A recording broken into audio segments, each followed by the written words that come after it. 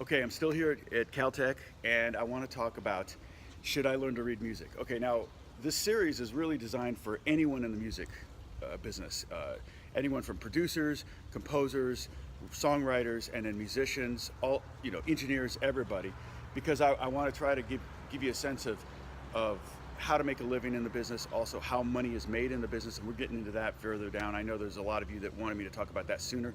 I'll get to it soon. I'm trying to do the infrastructure stuff here, the underpinning of your career stuff here. Okay. Now the question is, and I'm not talking to the string players, and I'm not talking to the horn players, I'm not talking to the piano players. I'm talking basically to the guitar players and maybe some bass players. Should I read music? And the answer is, or should I learn to read music is the question. Should I read music? The answer is 100% yes. And here's why. There are more guitar players trying to make a living today than there were 10 years ago. And 10 years ago, there were more guitar players trying to make a living than there were 10 years before that, and so on and so forth. It's definitely a lot of people. There's a lot of schools churning out kids that want to compete for these jobs.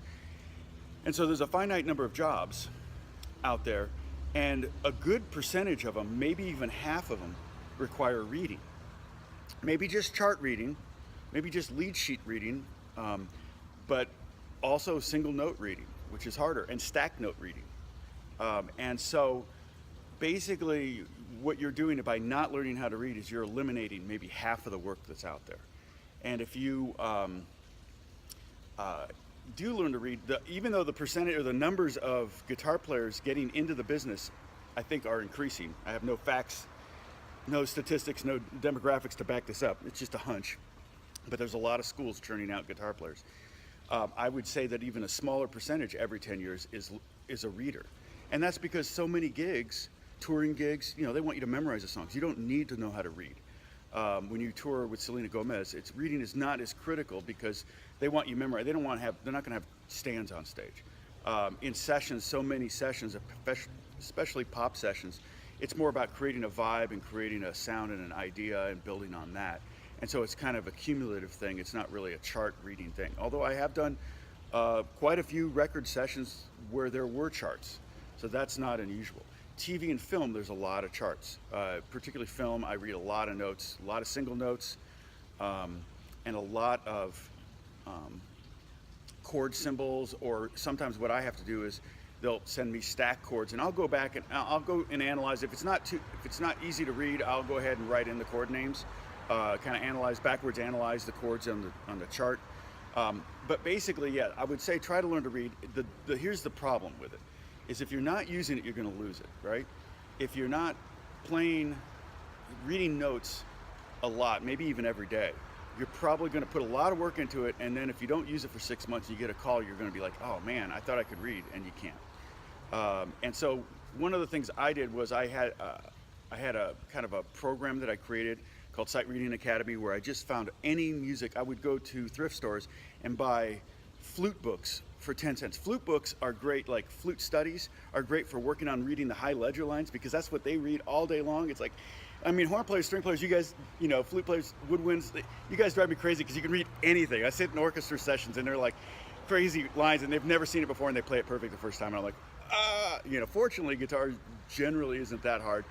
Tommy Tedesco once said about sight reading in the studios, it's 10% boredom 90% boredom and 10% fear, and I would agree to that. There's about 90% of the music I have to read is very, very simple, and about 10% of it's like, oh my gosh, I can barely keep up. But I would do this thing with a friend of mine named Roger Milkey. He was a very good reader and a piano player, and I would sit down with him, we'd turn on the metronome, and we'd read through music together, and he was better than me, so he'd have to slow the metronome down a little bit so I could keep up. But it's good. It's like playing tennis with someone who's better than you. Your game's going to be stepped up. So I'm sitting there with Roger. Maybe we did this 2 times a week, and I would sit there for an hour or two, and we just do sight reading. We called it Sight Reading Academy, and then I would just collect books and books and books of anything, trumpet books and even guitar books, but anything that I could practice reading notes. And then one thing I noticed, and I think I did a lesson. I did a lesson a while back about reading charts. You can take a look at that one. I'll put a link in the here in the video, so you can click on that and go to that video. But one of the things I started doing more and more when I'm reading notes is I don't read the notes as much as I read the distance between the notes, because guitar is like a really, really hard instrument to read on. It doesn't make any sense. It's the most complicated instrument to read on. And so I find that I can find intervals faster than I can find notes. And that way my hand can be anywhere on the fretboard, and I'm not necessarily trying to find a note somewhere, but I'm just going, oh, it's going from C sharp to E. That's a minor third, so I just go minor third. And so to me, that kind of makes a little more sense sometimes.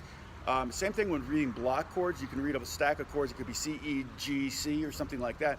And then if it goes B, D, G, D, then you can read, there's like one common tone there and a couple notes are moving, and you look at the movement. Don't read the notes individually, look at how they're moving.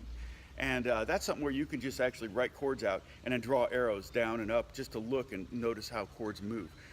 There's only so many progressions, common progressions in music, and there are many that are common. So once you've read a few, they start to look familiar, and it's pretty simple. The same thing with rhythm.